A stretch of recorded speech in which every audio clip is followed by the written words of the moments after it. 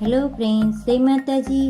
આજે આપણે ફરાળી મીઠાઈ બનાવવાના છે અને આ રેસીપી તમને ગમે તો લાઈક કરો, શેર કરો અને આવી જ નવી નવી રેસીપી તમારે જોવી હોય તો અમારી ચેનલને સબસ્ક્રાઈબ કરો અને બાજુમાં આપેલું બેલ આઇકન દબાવો એટલે અમારી રેસીપી સૌ પહેલાં તમને જોવા મળશે. તો ફરાળી મીઠાઈ બનાવવા માટે પહેલાં આપણે જાડા તરિયાવાળી કઢાઈ લઈ લઈશું અને 200 ગ્રામ ખાંડ લઈ લઈશું અને જે કપથી આપણે ખાંડ લીધી છે એ જ કપ ભરીને આપણે 1 કપ દૂધ લઈ લઈશું. હવે આપણે ખાંડ ઓગળે ત્યાં સુધી આપણે ગેસ ઉપર એને હલાવતા રહીશું.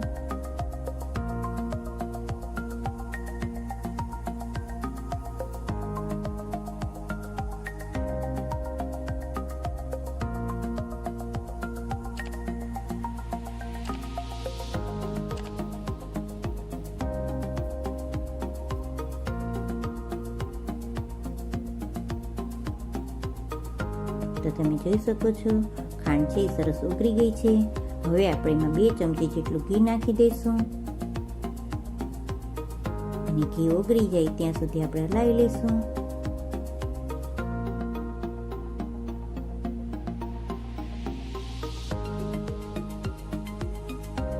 અને ઘી છે એ ઓગળી ગયું છે અને દૂધમાં આપણે ઉફાણો આવી ગયો છે. હવે આપણે એમાં ટોપરાનું ખમણ નાખી દઈશું. પહેલા તો ટોપરાનું ખમણ છે એ મેં 250 ગ્રામ લીધેલ છે અને ટોપરાનું ખમણ નાખી અને પછી આપણે 50 ગ્રામ મિલ્ક પાવડર નાખી દઈશું. તો હવે આપણે હલાવી અને ટોપરાનું ખમણ અને મિલ્ક પાવડરને સરખી રીતે મિક્સ કરી દઈશું.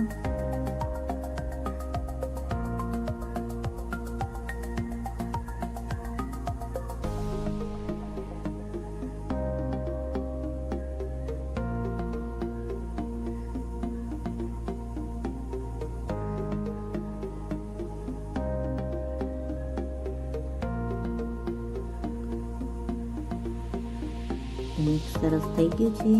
હવે આપણે એમાં ફૂડ કલર નાખી દઈશું. તો 1 ચપટી જેટલો મેં ફૂડ કલર લઈ અને દૂધમાં મેં ઘોળી અને નાખી દીધો છે. આપણે ફૂડ કલરને સરખી રીતે મિક્સ કરી દઈએ. આનાથી કલર સરસ આવશે.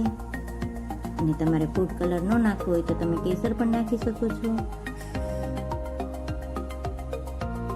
હવે જ્યાં સુધી કઢાઈ ન છોડે ત્યાં સુધી એને હલાવતા રહીશું. તમે જોઈ શકો છો મિશ્રણ છે એકદમ ઘટ થઈ ગયું છે અને આ રીતની કઢાઈ છોડવા માંડ્યું છે. તો આપણું મિશ્રણ છે આ રીતનું તૈયાર થઈ ગયું છે. હવે આપણે મિશ્રણને જરાક પ્લેટમાં લઈ અને ચેક કરી લઈશું કે લાડુ વરે એ રીતનું ઠીક થઈ ગયું છે કે નહીં. તો આ રીતના આપણે પ્લેટમાં લઈ અને આ રીતના લાડુ વારી અને જોઈ લેવાનું. તો તમે જોઈ શકો છો હાથમાં જરાય પણ ચીપકતું નથી એટલે આપણે લાડુ વરવા જેવું થઈ ગયું છે. તો હવે આપણે ગેસ ઉપરથી ઉતારી લઈશું અને 5 ચમચી જેટલો એલચી પાવડર નાખી દઈશું અને એલચી પાવડર નાખી અને સરખી રીતે હલાવી અને મિક્સ કરી દઈએ.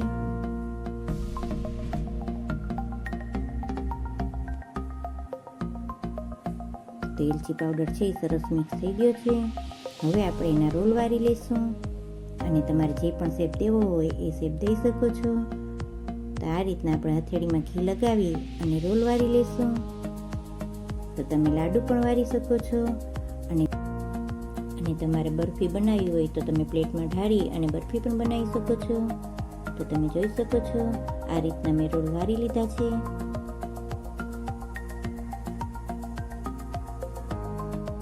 અને ઉપર આપણે બદામને કતરણ લગાવી દઈશું.